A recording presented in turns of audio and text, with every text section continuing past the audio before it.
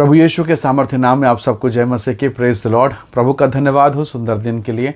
आइए अपना ध्यान हम प्रभु के वचन की ओर लगाएं। मेरे साथ परमेश्वर के वचन को निकालिएगा।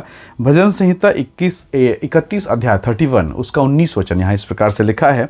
आहा, तेरी भलाई क्या ही बड़ी है जो तूने अपने डरवैयों के लिए रख छोड़ी है और अपने शरणागतों के लिए मनुष्यों के सामने प्रकट भी की है। Praise the Lord, hallelujah.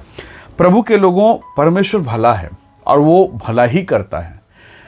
अंधकार की शक्ति शैतान बुरी है और वो सबके लिए बुरा ही करता है, वो भला नहीं करता। और यदि वो भलाई करना भी चाहे, अंततः वो बुराई ही उत्पन्न होता है।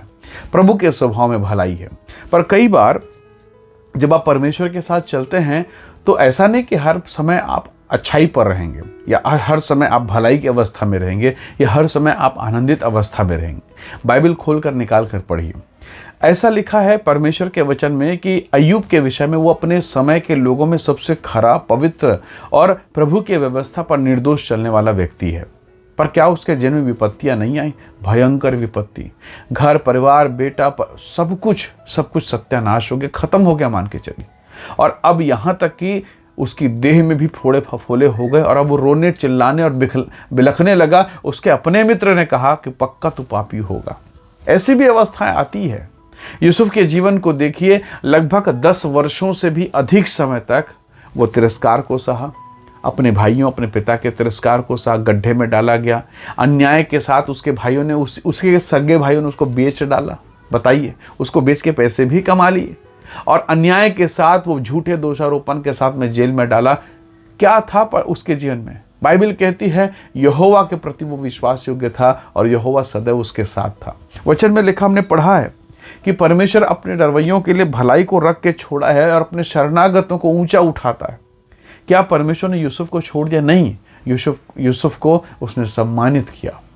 जब सारा संसार अकाल की अवस्था में जा रहा था, प्रभु ने यूसुफ के द्वारा अपनी महिमा प्रकट किया और न केवल महिमा परंतु यूसुफ को भी अपनी महिमा दी और आज वो मिस्र देश में प्रधानमंत्री की पोजीशन पर है। अय्यूब की संपत्ति और मल्टीप्लाई हो गई। हालेलुया। तो प्रभु के लोगों, यदि आज आप पीड़ा में हैं, दुख में हैं, तो इसका यह मतलब नहीं प्रभु ने आपको छोड़ दिया। आपको कई बार लगेगा क्या परमेश्वर मुझे भूल गया है?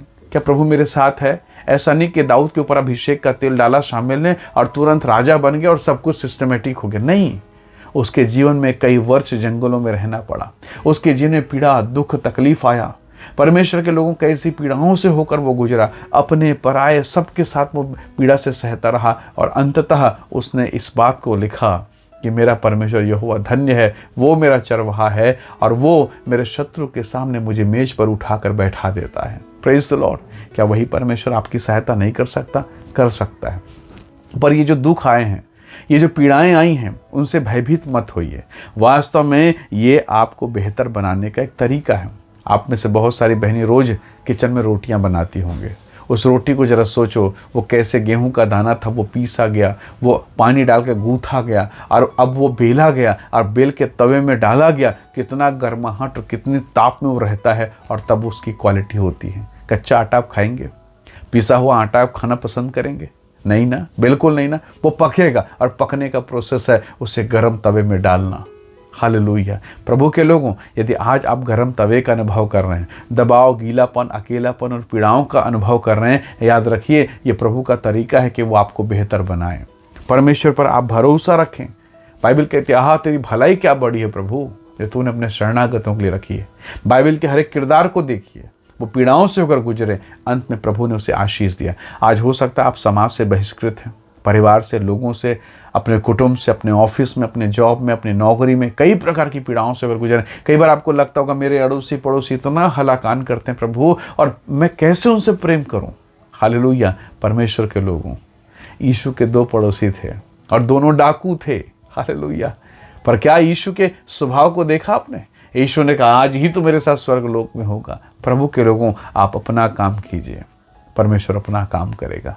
वास्तव में कई बार जब हम उल्टा सीधा काम करते हैं तो हम अपने जीवन में परमेश्वर की योजना का तिरस्कार करते हैं। फिर प्रभु कहने लगेगा कि तू तो खुद ही अपना काम कर रहा है। नहीं, हमें अपना काम करना है, हमें परमेश्वर का काम नहीं। प्रभु अपना काम हमारे जीवन में प्रकट करेगा। वो आपको और मुझको उठाकर खड़ा करना जानता है। अंत में आपको प्रतिफल मिलेगा और आप कलीसिया में सबसे आशीषित होंगे। आप कलीसिया में परमेश्वर की महिमा करेंगे और आप कहेंगे मेरा परमेश्वर भला है, वो मुझे भूला नहीं है। हालेलुया। आइए दुआ करें। सर्वशक्तिमान परमेश्वर पिता, मेरे प्रिय भाई बहन पर दया कर, इन्हें ब्लेस कर, इन्हें आशीष दे प्रभु जी। हर एक पीड़ा, तकलीफ और वेदना प्रभु यीशु के नाम से आनंद में, अनुग्रह में बदलने पाए और ये खालीपन, अकेलापन जाता रहे। प्रभु आप इन्हें ब्लेस करें, इन्हें आशीष दें, इन पर अपनी कृपा को प्रकट करें। पिता धन्यवाद सारी आशीषों के लिए प्रभु यीशु के नाम से मांगते हैं। आमीन आमीन। प्रभु आप सबको बहुत ऐसे आशीष दे। Praise the Lord. जय मसीह।